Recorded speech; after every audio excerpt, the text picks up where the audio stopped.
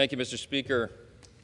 It's been nearly 100 days since my colleagues elected me to lead this chamber, and I cannot express how grateful I am for their trust. This is the honor of my life, and it means everything to us.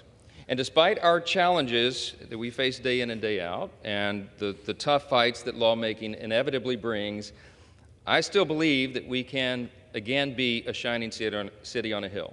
I believe that we can champion again what I call the 7 core principles of American conservatism, but really they're the 7 core principles of America. They are our foundations. I believe it boils down to individual freedom and limited government and the rule of law, peace through strength, fiscal responsibility, free markets, human dignity. These are the things that made us the most successful, most extraordinary nation in the history of the world. We're also the most benevolent, but it can't be maintained if we sacrifice those foundations. Today, however, I need to address the burning issue. The unprecedented challenge that we find ourselves in demands that we all address the issue of the day. And it is no surprise to anyone in this chamber that that issue is America's border security. And as I said here on the night that I took my oath, we have a catastrophe at our southern border. It is because the border has been deliberately opened wide that we see the terrific horrors that are taking place across our country right now. Here's a short list. From Texas to New York, waves of illegal immigrants are now overwhelming our communities. Just since the time I was elected Speaker, less than 100 days ago, more than 700,000 illegals have been welcomed into our country illegally by the Biden administration. American school children have been forced into virtual schools. Why? So migrants can sleep in their school buildings. Korean War veterans of the U.S. have been booted from nursing homes that were sold to house migrants. Our streets are being flooded with fentanyl. Hundreds of thousands of children and adults are being poisoned and losing their lives. Vulnerable children and women are being exploited and trafficked by cartels, and that's happening even within our borders.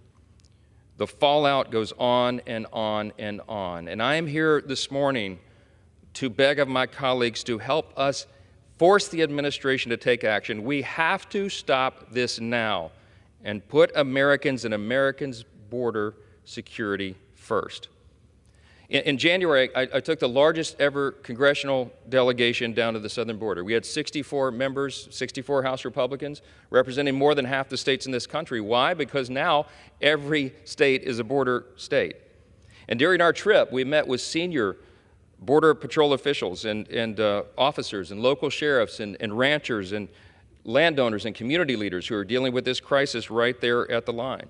And we heard about how they're struggling to deal with the overwhelming surge of illegals who are flooding into our nation. And while the Senate and the White House were negotiating a so-called border security deal, one Border Patrol official compared the situation this way. He said, what we're being asked to do right now, this is a 33-year veteran of Border Patrol, a high-ranking official in the agency. He said, what we're being asked to do right now is administer an open fire hydrant. He said, please convey to our friends in Washington, we don't need more buckets. We need to turn off the flow. And his metaphor explains the situation perfectly. Since President Biden and Alejandro Mayorkas assumed office, there have been more than 7 million encounters with illegal aliens just at our southern border alone. 35 of our 50 states, including my home state of Louisiana, don't have a population that large. Yet that's how many people have been apprehended in just the past 3 years. Among those who've been apprehended on the southern border, but between ports of entry, more than 300 individuals who are on our terror watch list. Terrorist watch list. The frightening question is, if so many terrorists were caught attempting to cross our borders, how many have entered undetected? We suspect it is a much higher number.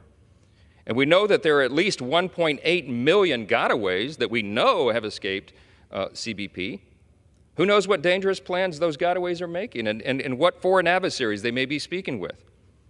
Understand the situation at our border presents a clear and present danger to our national security, and it demands that it be addressed. Even officials within the executive branch are saying so. FBI Director Christopher Wray told the Homeland Security Committee just in November that these gotaways are a great concern for the agency and that all 56 of our joint terrorism task forces are trying to identify who these people are. While we don't know how many terrorists are inside our borders, it's an unknowable number. We do know that fentanyl is pouring into our communities like an open sewer. Right now, the leading cause of death in America for Americans aged 18 to 46 is fentanyl poisoning. And fentanyl seizures have increased 2.5 times since President Biden took office. That's just the seizures. The rest of it flows right in.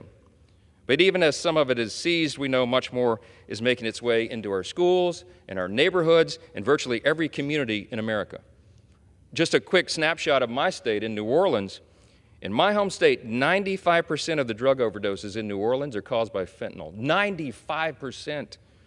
We see that this poison is ripping families apart. Victoria McCulley from Baton Rouge was only 29 years old when she lost her life to fentanyl.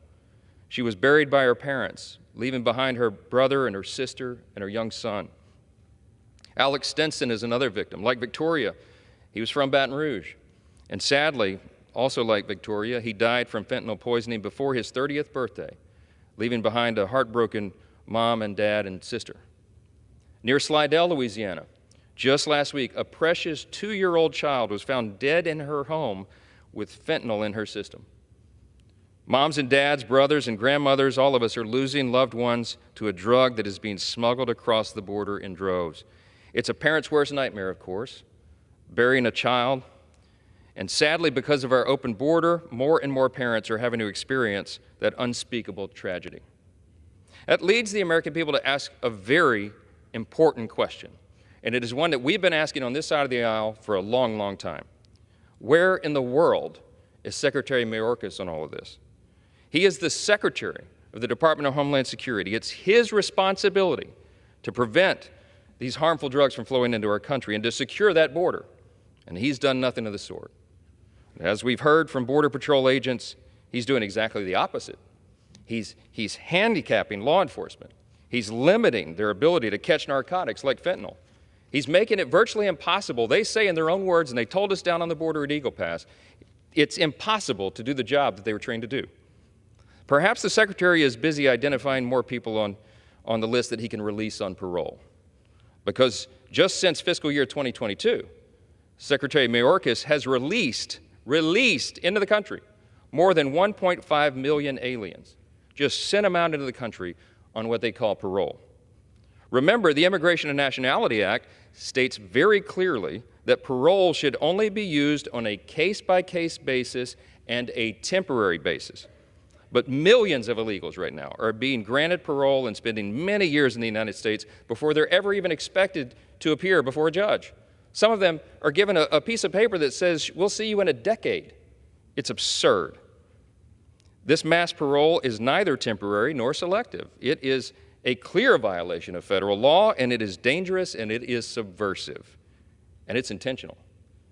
And to make matters worse, we've learned that the Biden administration is now simply releasing 85% of the illegals who come across that border right into the country. They're coming to a neighborhood near you.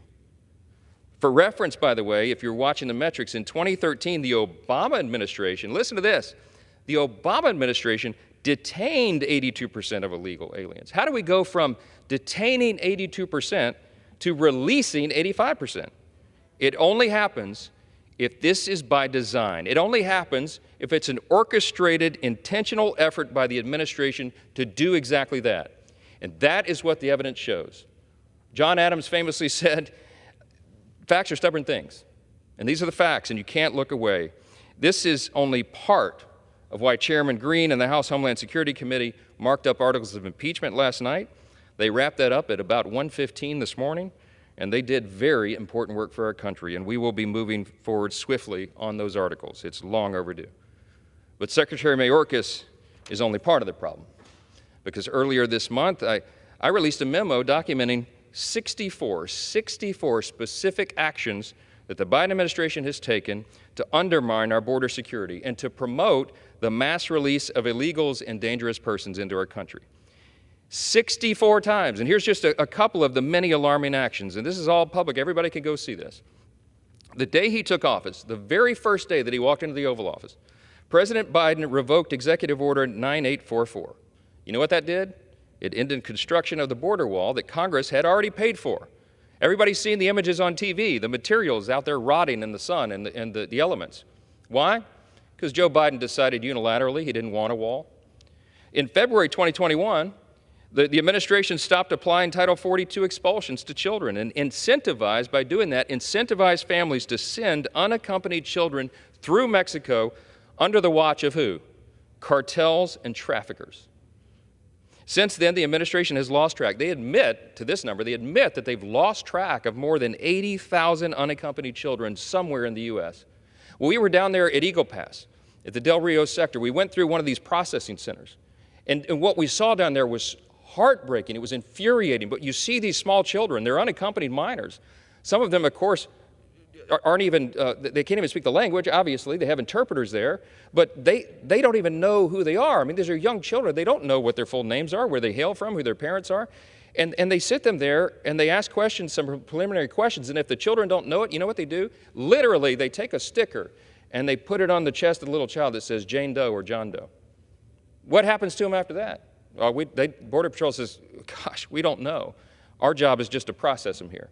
Well, they're released, presumably into the hands of NGOs, non-governmental organizations, who are being refunded, by the way, by American taxpayers, who do something with the children, and then they just disappear. Well, we know 80,000 of them are missing. We don't know where they are. Have they been put into trafficking rings? We can only guess. We know that some of these kids are being trafficked for free labor and being forced to do things that are too appalling for us to articulate on this floor. Everybody here knows that's happening. Everybody here knows that's happening. And we're not demanding the president stop it. He can. He has the power to do it. I'll continue. In October 2021, the Biden administration revoked the migrant protection protocols that had been instituted under President Trump. That's the policy that we all know colloquially as Remain in Mexico, right? The Remain in Mexico policy kept asylum seekers in a safe haven third country while they were seeking asylum in the United States. You know why that works so magically well? Because it sent a message around the world that you shouldn't pay your life savings to a cartel to traffic you through Mexico and drop you over the U.S. border, because you're not going to be dropped over the U.S. border. Hey, save your time and treasure and trouble. Don't take that dangerous journey, because the word goes out on social media to countries all around the world, they're not going to let you in. Man, is that the most common sense rule you've ever thought of? The president doesn't agree. President Biden doesn't agree, because he stopped it. He issued an executive order to stop that common sense rule. A senior Border Patrol officer told us on that trip to Eagle Pass that if the Biden administration, if President Biden, by the stroke of a pen, would issue an executive order today to just simply reinstate Remain in Mexico, they think that that would stop the flow by 70%, 7-0. One stroke of a pen by the president. He does not seem to care. I told President Biden this myself on multiple occasions, most recently a couple of weeks ago on the phone. I read him the law that says that he has all this authority, but he refuses to act. And that's even despite court orders, by the way, that instructed the administration to reinstitute Remain in Mexico while the litigation was going on. You know what they did? They ignored it. The administration refused it.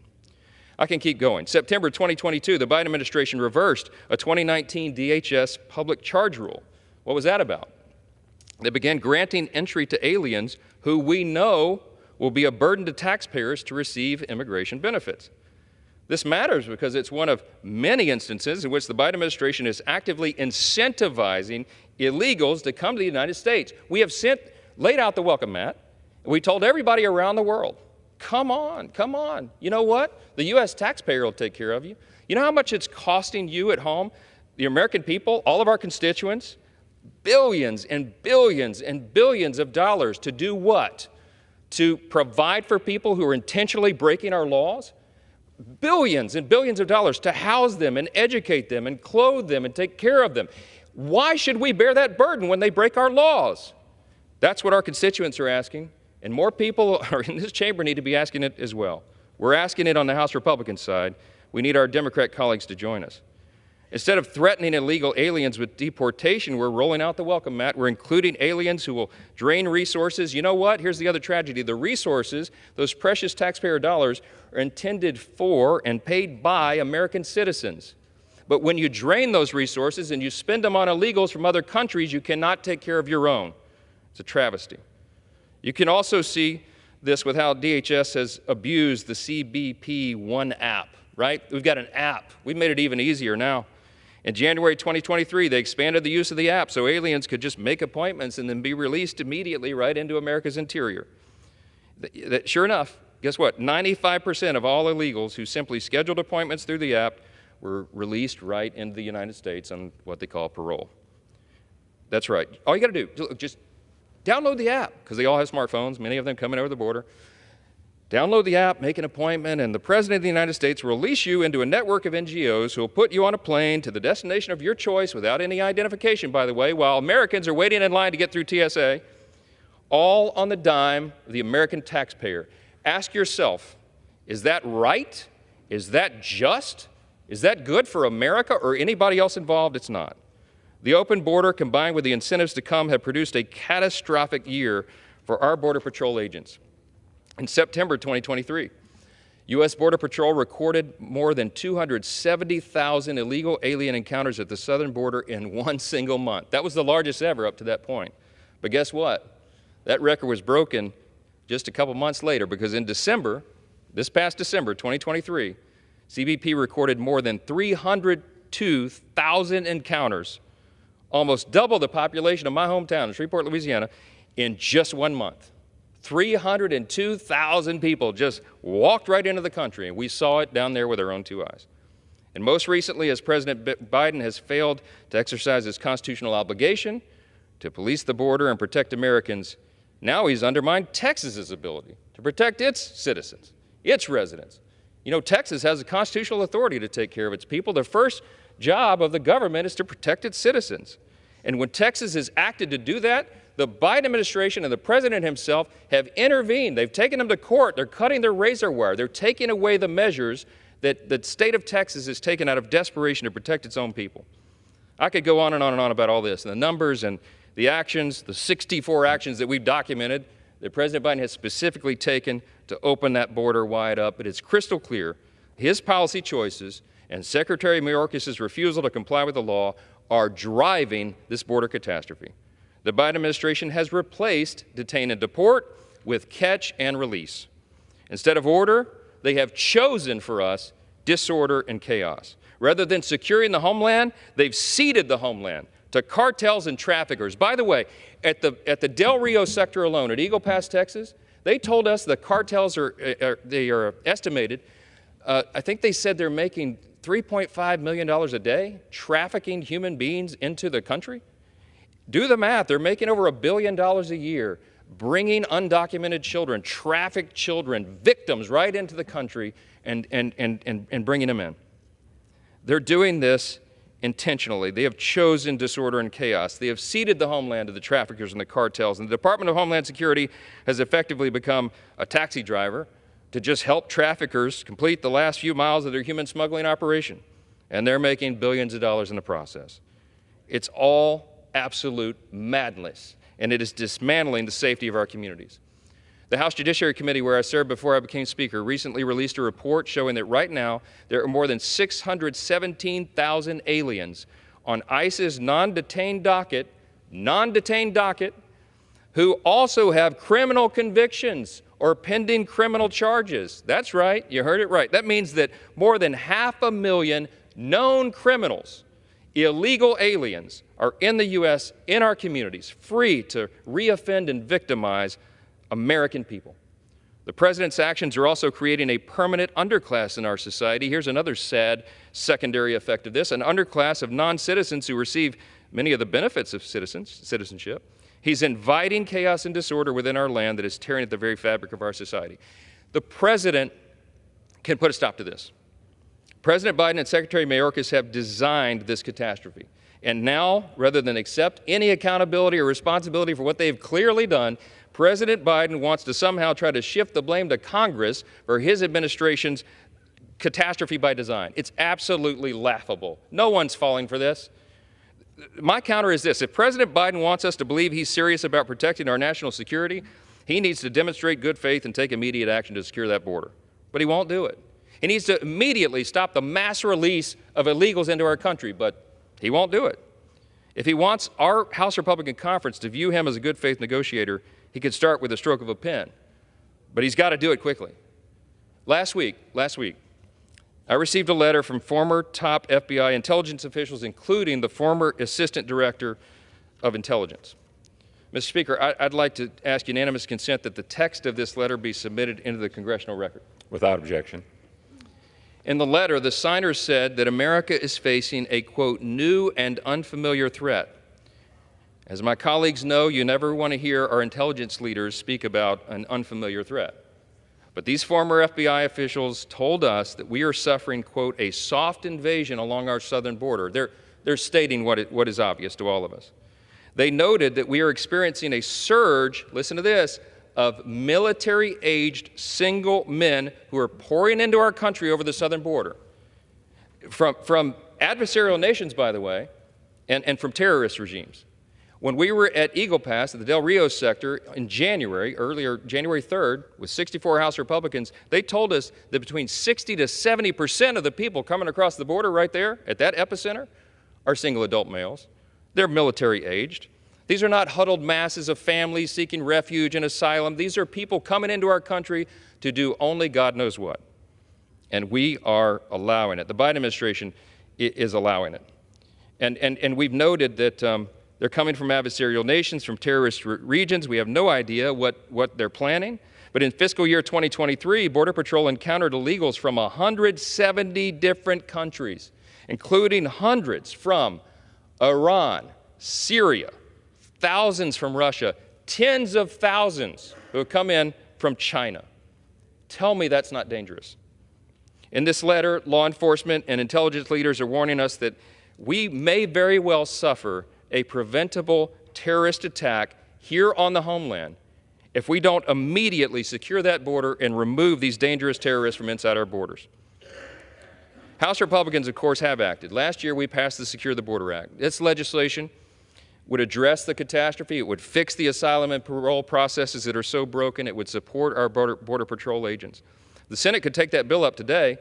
Chuck Schumer and the Democrats in the Senate have been sitting on it in their majority for 9 months. They could do it right now. They could vote on that and send it to the president's desk, but they won't. Why? Because they're apparently okay with all this as well. And while there may be some who think that it's not a good time to act, I disagree. Good policy, like a strong border and securing our nation and defending our sovereignty, is always good politics. It's the right thing to do. It's the moral thing to do. It's the constitutional thing to do. It's the common sense thing to do. And I cannot for the life of me understand why the president won't agree with that. I've asked him myself repeatedly, Mr. President, do something about it. And he hem-haws and pretends that he doesn't understand what his authority is. He knows what it is. To be sure, we're not going to agree to a fix that doesn't actually solve the problem. We would be derelict in our duty if we did that, because we know what the problems are and we know how to fix them. And just like the border official told us on that trip to the Rio Grande, House Republicans are not here to supply more buckets. We are here to stop the flow. And stopping the flow is not rocket science. It takes political courage. It takes transformational policy changes, and we know what policy changes will accomplish that. This is not conjecture. It's not Republican talking points. This is what the experts at the border, at the epicenter, tell us is necessary and needed. And it is insane that we will not supply it. We're also taking action this very week. Right now, we're doing this every day. I'd like to thank Representatives Ciscomani and McClintock and Moore for their hard work on very important bills that the House is considering, even this week. These bills will hold foreign persons like criminal aliens accountable for their crimes and keep them out of our communities. One of those bills is the Agent Raul Gonzalez Officer Safety Act, of course named for Border Patrol Agent Raul Gonzalez, who died in the line of duty while pursuing a group of illegal aliens. It would provide stiffer penalties for aliens who attempted to evade arrest by the Border Patrol. We'll also consider a bill to ensure that aliens who are convicted of drunk driving are both deportable and inadmissible. Believe it or not, they're not currently. The third bill would provide stiffer penalties for illegal aliens who engage in Social Security identity theft. The fourth bill would ensure that aliens who have ties to Hamas and the Palestinian Liberation Organization will not be granted entry into the United States. These bills are obviously common sense measures to protect the American people. They should gain support of Republicans and Democrats, but my guess is not many Democrats will support it. And Republicans in the House will continue to press for secure borders to ensure America's immigration system serves the national interest and does not benefit aliens who are a danger to our own people.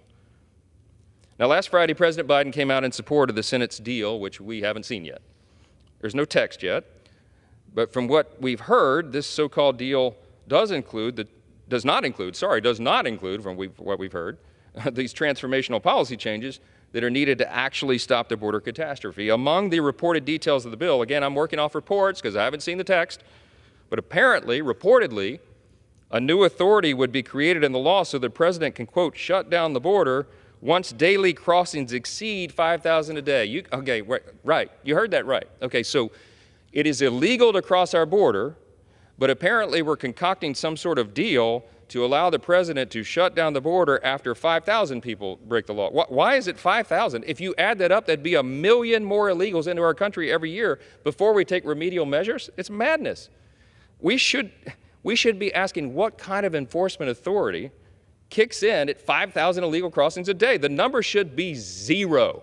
Zero. And I don't care what congressional district you go into in America, pull people at random on the street and ask them, hey, should we allow 5,000 people to break our law each day to get 1 million into the country, or should we stop it at zero and enforce our law? It's mad. I don't know another word to describe this. It's madness. Anything higher is simply surrender. Anything higher than zero is surrendering our border, surrendering our sovereignty and our security. And it's important to point out, and I want to make this very clear, the president's statement on Friday, he falsely claimed, it was a false claim, that he needs Congress to pass a new law to allow him to close the southern border. He knows that's not true. The president has been around Washington a long time, okay? And the president repeated his claim yesterday on the White House lawn. He said, quote, I've done all I can do. Just give me the power I've asked for. Moments after his comments, the president's own spokeswoman contradicted him and said, quote, there are things that are within his power to secure the border. Well, hello, of course there are. The law is very clear. Anybody can Google this. Any American citizen could just pull this up and read it for themselves. Let's set the record straight. What he said is demonstrably false. I've explained to him specifically. I read the President of the United States, the law, the black letter law, on the phone about 2.5 weeks ago. I said, Mr. President, it says very clearly, you have all the tools and the executive authority necessary to reverse the catastrophe that you have created. He has those tools right now, and he has since day one. The Immigration and Nationality Act, for example, coupled with recent Supreme Court precedent, give the president, quote, ample authority to suspend the entry of all aliens or any class of aliens or impose any restrictions he may deem appropriate. That's the broadest authority that Congress probably has ever given a president. And it's been there for a long, long time. In fact, the very provision that I just read you was used by the Obama administration more than 19 times. It's been used, I think, 69 times by presidents since 1980, but not by President Biden. He pretends it's not there. Any attempt by this president to pretend that he's a bystander bereft of any ability to secure the border is patently absurd, and we're going to continue to remind the American people of that. If we take a step back and we consider the current catastrophe at the border, we can all see that our country is at a critical decision point. We are at a moment where we have to decide right now, as a Congress, as a people, we have to decide as the American people if we have borders or not. We have to decide if we believe in the rule of law or not. We have to decide if we're a sovereign nation or we're not. House Republicans do believe that America has borders and that we are a sovereign nation.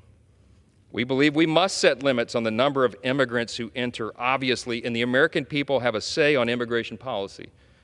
Understanding who enters and enforcing our immigration laws are critical components to maintain a sovereign country. If you do not have sovereignty, you do not have a country. I also believe that border security is part of our solemn obligation to safeguard the well-being of our citizens and uphold the principles that define who we are as a nation. In no sense is border security somehow an act of hostility to neighboring countries. It's exactly the opposite, because a weak border weakens America, and a strong border is good for America, and a stronger America is good for everybody around the world, and everybody in this chamber should acknowledge that. And just as we lock our doors at night to protect our homes, we secure our borders to protect our homeland. And my friends, that is our sacred obligation. We in the House Republican Conference desperately want to protect our homeland because we want to ensure that all of our children and grandchildren can continue to enjoy the blessings of liberty that we have enjoyed and that we have loved and experienced. And we can continue this grand experiment in self-governance that we began in 1776. But here's the question, I'll leave you with this. Does President Biden want that? Does President Biden believe in the rule of law? Does President Biden believe that we're a sovereign nation? Does he believe that Americans and not those from other countries should be put first? Every American citizen should be asking these questions of the President and helping us demand his answers. We won't stop. We're going to continue. And with that, I yield back. The gentleman yields back. Gentleman from Georgia seek recognition.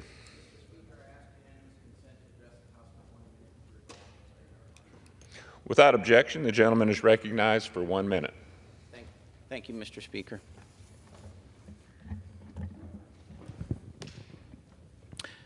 Mr. Speaker, I rise today to voice my strong opposition to the Wyden-Smith tax bill that is set to come to the floor tonight. From welfare expansion to inflationary deficits, this tax bill is a Trojan horse for bad policies disguised as tax relief. But the most egregious problem is that this tax bill fails to close a loophole that allows illegal aliens with U.S.-born children, that would be anchor babies, to claim the child tax credit. So after 3 years of Joe Biden's intentional illegal invasion, which is now being used by the Uniparty as an excuse to pass a horrendous border bill that encourages more illegal immigration, lawmakers on both sides of the aisle are set to expand the child tax credit while subsequently allowing illegal aliens to cash in on those benefits. There's no denying that these cash welfare payments reward and incentivize more illegal immigration. This tax bill advances policies that only worsen the chaos and fuel the border crisis. It's a magnet for more illegal immigration, and I encourage all members to vote against it. Americans simply deserve better. Thank you, and I yield back. Yields back.